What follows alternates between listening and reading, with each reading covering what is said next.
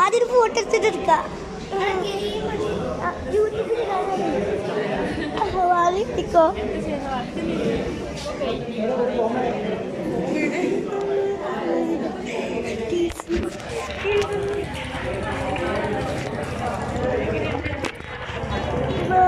വയനാട്ടിലാട്ടുള്ളത് വയനാട്ടിൽ ചുരം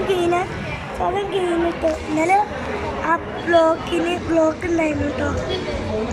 ലോറി മറിഞ്ഞിട്ടാണ് ഒറ്റ പ്രശ്നമൊന്നും ഉണ്ടായിട്ടില്ല ലോറി മറിഞ്ഞിട്ട് 2:30 ആയിരിക്കും കുടിയിട്ട് എത്തിയിട്ട്